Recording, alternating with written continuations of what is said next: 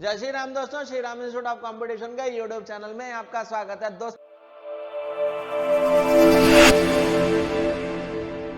दोस्तों बात चल रही है भारतीय राष्ट्रीय स्वतंत्रता आंदोलन की, जिसके बारे में मैं पीछे भी आप लोगों को बहुत सारे तथ्य बता चुका हूं और बचे हुए तथ्यों पर हम आज गौर करेंगे।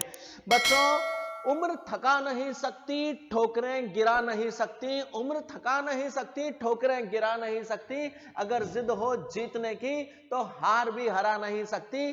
बात करते हैं आज भारतीय स्वतंत्रता आंदोलन की, लेकिन आगे बढ़ने से पहले मेरे इस चैनल को लाइक करो, शेयर करो, सब्सक्राइब करो। तो बच्चों बात चलती है 1916 में महात्मा गांधी के अहमदाबाद के पास साबरमती आश्रम की स्थापना से। बच्चों 1916 में महात्मा गांधी ने अहमदाबाद के पास साबरमती आश्रम की स्थापना की। बच्चों यहां पर मैं आपको बता दूं, महात्मा गांधी 1915 में दक्षिण अफ्रीका से भारत वापस लौट कर आए हैं और उनको केसरे हिंद की उपाधि अंग्रेजों के द्वारा प्रदान कर दी गई है। बच्चों पहले विश्व युद्ध के समय महात्मा गांधी ने लोगों को सेना में भर्ती होने के लिए प्रेरित किया था। बच्चों तो इसीलिए इन्हें भर्ती कराने वाला सार्जेंट भी कहा जाने लगा। बच्चों हम लोगों ने बात की थी 1916 में लखनऊ अधिवेशन में कांग्रेस के नरम दल और गरम दल मिलकर एक हो गए थे और साथ ही कांग्रेस और मुस्लिम लीग में समझौता भी हो गया था। बच्चों तो बच्चों लखनऊ समझौते के बाद कांग्रेस और मुस्लिम लीग ने राजनीतिक सुधारों की कांग्रेस और मुस्लिम लीग ने पृथक निर्वाचन क्षेत्रों पर आधारित राजनीतिक सुधारों की योजना रखी थी। बच्चों इस समझौते ने मुस्लिम सांप्रदायिकता को बढ़ावा देने का काम किया। इसी समझौते की वजह से बच्चों आगे चलकर मुस्लिम अलगाववाद बहुत बढ़ता चला जाएगा। बच्चों जुलाई 1914 में श्रीमती एनी बेसेंट ने अंग्रेजी में न्यू इंडिया नाम का एक समाचार पत्र भी प्रकाशित किया था और एनी बेसेंट के बारे में हम बात कर चुके हैं कि उन्होंने होम रूल लीग की भी स्थापना की थी। बच्चों ठीक है, जुलाई 1914 में एनी बेसेंट ने अंग्रेजी में न्यू इंडिया नामक समाचार पत्र प्रकाशित किया। बच्चों होम रूल लीग आंदोलन 1917 में समाप्त हो गया। बच्चों 20 अगस्त 1917 को जब ब्रिटिश संसद ने भारत को उत्तरदायी शासन यानी रेस्पॉन्सिबल गवर्नमेंट प्रदान करने की घोषणा की तो श्रीमती एनी बेसेंट ने होम रूल लीग आंदोलन को समाप्त करने की घोषणा उसी दिन कर दी थी। बच्चों अब यहां पर मैं आपको एक बात और बता दूं, महात्मा गांधी ने सबसे पहले सत्याग्रह का जो इस्तेमाल किया वो 1917 में बिहार में किया। बच्चों मैं आप लोगों को बता दूं 1917 में जो चंपारण आंदोलन था उसके लिए आमंत्रित करने वाले थे बिहार के एक किसान नेता राजकुमार शुक्ल के बुलावे पर ही महात्मा गांधी चंपारण गए थे और वहां पर किसानों के द्वारा जो जबरदस्ती नील उत्पादन करवा रहे थे ना अंग्रेज, ठीक है, और उस प्रथा का नाम था तिन कठिया। वहां के किसान बहुत बुरी तरह तिन कठिया प्रथा से त्रस्त थे। बच्चों और किसान विद्रोह पर उतारू थे और ये महात्मा गांधी जी किसके बुलाने पर गए?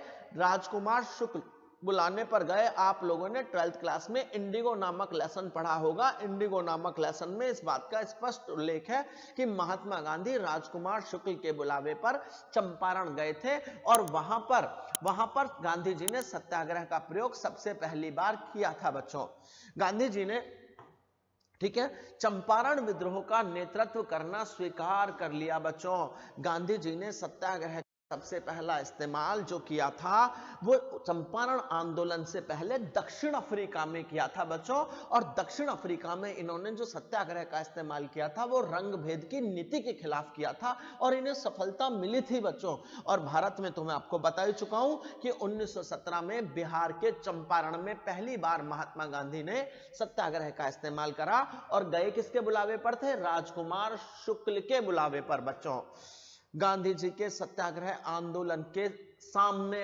अंग्रेज झुक गए। बच्चों और अंग्रेजों ने तिन कठिया प्रथा को समाप्त कर दिया। बच्चों गांधी जी के सत्याग्रह आंदोलन के आगे झुकने के बाद अंग्रेजों ने जब 3 कठिया प्रथा समाप्त कर दी, तो उसके बाद 1918 में गुजरात के खेड़ा जिले में बच्चों गांधी जी ने नो टैक्स यानी कर नहीं आंदोलन का नेतृत्व कराया बच्चों। ठीक है, पहली बार महात्मा गांधी ने जो भूख हड़ताल करी है मेरे दोस्तों, वो 1918 में जो पहली बार भूख हड़ताल हुई वो अहमदाबाद में मिल मजदूरों के समर्थन में किया। यानी गांधी जी का जो पहला सत्याग्रह का इस्तेमाल है वो तो 1917 में नील की खेती करने वाले मजदूरों के समर्थन में चंपारण में होता है, और जो पहली भूख हड़ताल होती है महात्मा गांधी जी की वो 1918 में पहली बार अहमदाबाद के मिल मजदूरों के समर्थन में होती है बच्चों। वामपंथ अब भारत में उदय हो जाता है बच्चों। वामपंथ 1917 में रूस में बोल्शेविक क्रांति हुई बच्चों। इसमें भारत ने वामपंथ के मार्ग को प्रशस्त कर दिया बच्चों। अक्टूबर 1920 में ताशकंद में यानी रूस में मानवेंद्र नाथ ने भारतीय कम्युनिस्ट पार्टी की स्थापना की थी। यानी रूस की क्रांति के बाद भारत में वामपंथ के उदय का मार्ग प्रशस्त हो गया बच्चों। अब भारत में जो साम्यवादी पार्टी की स्थापना का प्रयास हो रहा था, तो ब्रिटिश सरकार ने 1924 में साम्यवादी नेताओं को कानपुर षड्यंत्र केस में फंसा दिया बच्चों, और फंसाकर उन्हें बंदी बना लिया, और बंदी बनाने के बाद उन पर मुकदमा चलने लगा बच्चों। 1925 में कानपुर में कम्युनिस्ट पार्टी, भारतीय कम्युनिस्ट पार्टी सीपीआई, ठीक है ना बच्चों, सीपीआई की कम्युनिस्ट पार्टी ऑफ इंडिया की स्थापना किसके द्वारा की गई? सत्यभक्त के द्वारा की गई बच्चों। और 1927 में भारत में पहली बार 1 मई को मजदूर दिवस मनाया गया। आप अच्छे से जानते हैं 1 मई मजदूर दिवस होता है बच्चों, ठीक है ना। तो जिस समय, ठीक बच्चों, 1925 में कानपुर में सीपीआई की स्थापना किसके द्वारा की गई? सत्यभक्त के द्वारा की गई। और पहली बार मजदूर दिवस कब मनाया गया? 1 मई को मनाया गया बच्चों। ब्रिटिश सरकार ने मजदूरों और श्रमजीवी वर्ग के बीच में साम्यवादी प्रभाव को बढ़ने से रोकने के लिए एक पब्लिक सेफ्टी बिल लेकर आए। पब्लिक सेफ्टी बिल बहुत ज्यादा चर्चा होगी बच्चों, मैं बताऊंगा आपको। पब्लिक सेफ्टी बिल 1928 के में लेकर आए, और इसके अधीन कई साम्यवादी नेताओं पर मेरठ षड्यंत्र केस लगा दिया गया बच्चों। 1934 में ब्रिटिश हुकूमत ने कम्युनिस्ट पार्टी के बढ़ते हुए प्रभाव से घबराकर इस दल को प्रतिबंधित कर दिया। तो बच्चों, ब्रिटिश सरकार जब मजदूरी श्रमजीवी वर्ग के समाजवादी प्रभाव को बढ़ने से रोकना चाहती थी, तो इसलिए ये 1928 में पब्लिक सेफ्टी बिल लेकर आई थी बच्चों। 1934 में ही आचार्य नरेंद्र देव, मीनू मसानी और जयप्रकाश नारायण जैसे नेताओं ने कांग्रेस सोशलिस्ट पार्टी की स्थापना करी बच्चों, जिसे 1942 में भारत छोड़ो आंदोलन में स्मरणीय भूमिका निभाई। ठीक है ना बच्चों। और अब हम बात करते हैं, ठीक है ना, भारत छोड़ो आंदोलन में स्मरणीय भूमिका निभाई आचार्य नरेंद्र देव जी के ऊपर जारी डाक टिकट आप देख सकते हो बच्चों। रोलैक्ट एक्ट बोले तो काला कानून, काला कानून, नो अपील, नो वकील, नो दलील वाला कानून बच्चों। रोलैक्ट एक्ट 1919 में लागू कर दिया गया। मार्च 1919 को रोलैक्ट एक्ट लागू कर दिया गया। इसके तहत ब्रिटिश सरकार के द्वारा किसी भी संदिग्ध व्यक्ति को गिरफ्तार करके मुकदमा चलाया जा सकता था, और उसे बिना किसी कारण के जेल में भी बंद रखा जा सकता था बच्चों। गिरफ्तार व्यक्ति के ऊपर ना कोई अपील, ना कोई वकील और ना कोई दलील का सिद्धांत लागू था बच्चों। इस कानून को काला कानून का नाम दिया गया। ठीक, आम नागरिकों की स्वतंत्रता पर अंकुश लगाने वाले इस एक्ट को क्या नाम दिया गया? काला कानून का नाम दिया गया बच्चों। महात्मा गांधी ने इस बर्बर एक्ट के विरुद्ध 6 अप्रैल 19 को देशव्यापी हड़ताल कराई। पूरे देश के अंदर हड़ताल का आयोजन किया गया बच्चों, और 8 अप्रैल 1919 को गांधी जी को गिरफ्तार करके बंबई जेल में डाल दिया गया बच्चों। लेकिन जो महत्वपूर्ण घटना घटती है वो घटती है 13 अप्रैल 1919 को बच्चों। जलियांवाला बाग हत्याकांड में रोलट एक्ट के विरोध में देश भर में जनसभाएं करी जा रही थी। पंजाब में भी इस एक्ट के विरोध में जनता बुरी तरह आंदोलित थी बच्चों, बहुत बुरी तरह विरोध चल रहा था। और इसी विरोध के बीच में पंजाब के लोकप्रिय नेता डॉक्टर सैफुद्दीन किचलू और डॉक्टर सत्यपाल को अंग्रेजी सरकार गिरफ्तार कर लेती है। अमृतसर के डिप्टी कमिश्नर के हाथों बिना मतलब उनको गिरफ्तार करवा दिया जाता है बच्चों। और अब इस गिरफ्तारी के विरोध में डॉक्टर सत्यपाल और किचलू की गिरफ्तारी के विरोध करने के लिए 13 अप्रैल 1919 को अमृतसर के जलियांवाला बाग में एक सभा की जाती है बच्चों। और उस निहत्थी भीड़ पर, जनसभा में जो भीड़ मौजूद थी, जनरल डायर जलियांवाला बाग हत्याकांड पहुंचता है और जलियांवाला बाग पहुंचता है और अंधाधुंध गोलियां बरसाना शुरू करवा देता है बच्चों।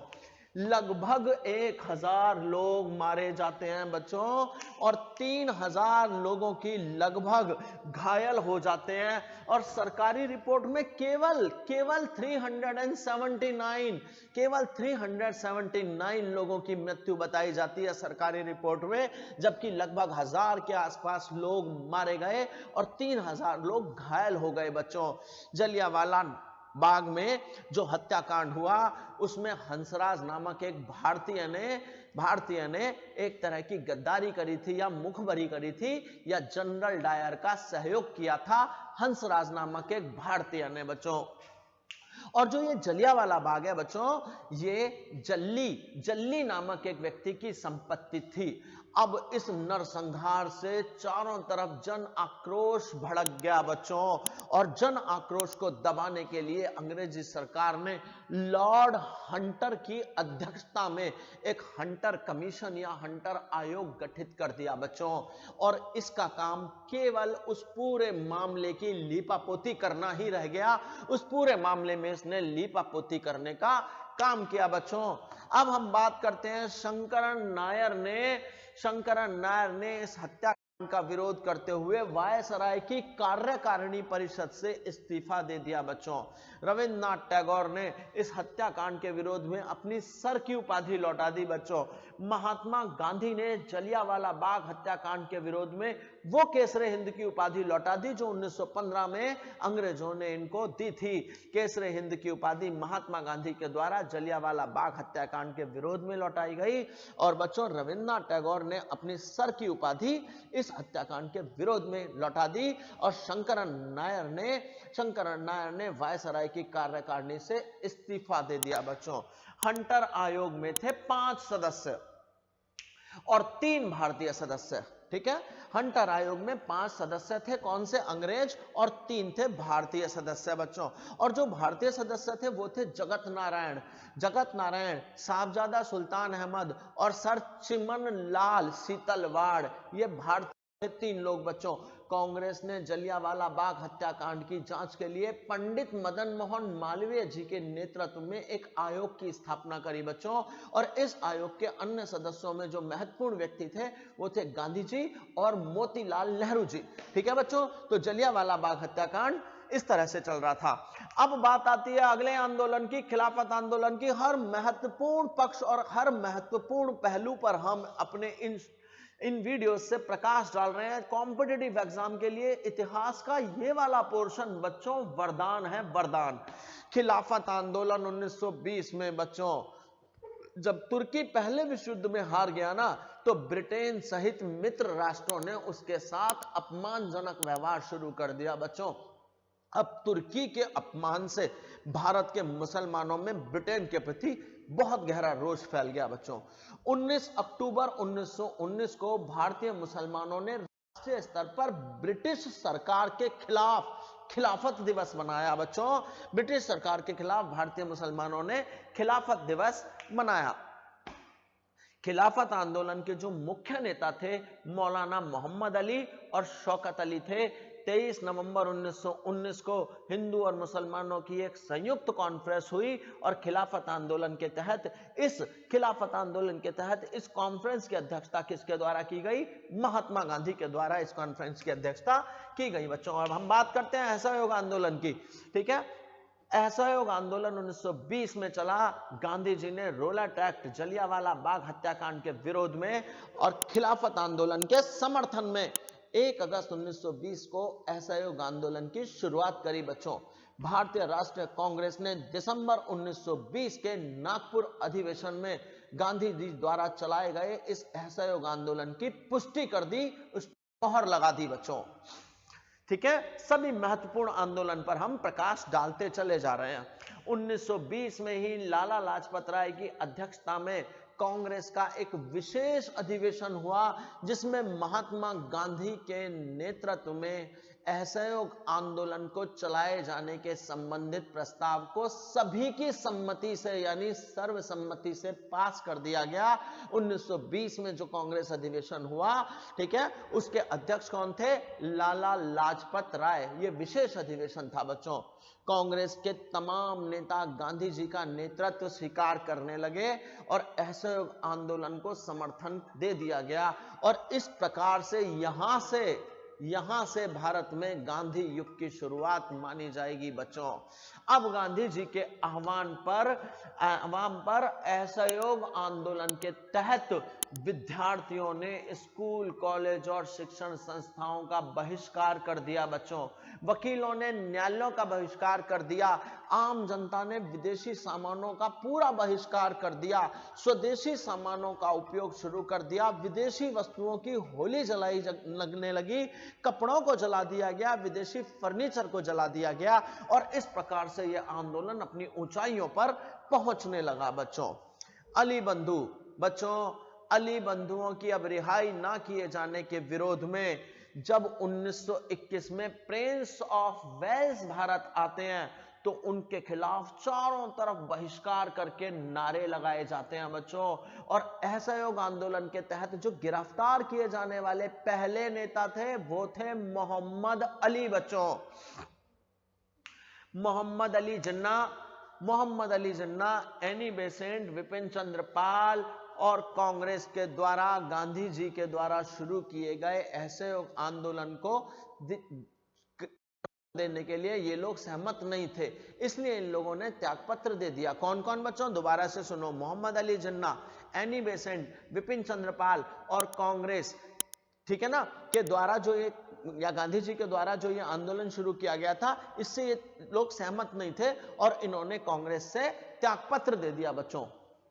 5 फरवरी 1922 को एक ऐसी घटना हुई जिससे ये बेहतरीन तरीके से चलता हुआ आंदोलन एकदम से बिखर कर रह गया बच्चों। 5 फरवरी 1922 को भीड़ हिंसा पे उतारू हो गई और उत्तर प्रदेश के गोरखपुर के चौरी चौरा नामक एक स्थान पर असहयोग आंदोलन को हिंसक बनाते हुए भीड़ ने एक थाने को चारों तरफ से घेरकर आग के हवाले कर दिया बच्चों। अब इस हत्याकांड में जो ये भीड़ ने थाने को चारों तरफ से घेरकर आग के हवाले कर दिया बच्चों, इस हत्याकांड में एक थानेदार समेत कई सारे सिपाही थाने में ही जिंदा जल गए बच्चों। चौरी चौरा हत्याकांड के इस हिंसक कांड से दुखी होकर महात्मा गांधी 11 फरवरी 1922 को अपना असहयोग आंदोलन वापस ले लेते हैं बच्चों। और असहयोग आंदोलन वापस लेने के कारण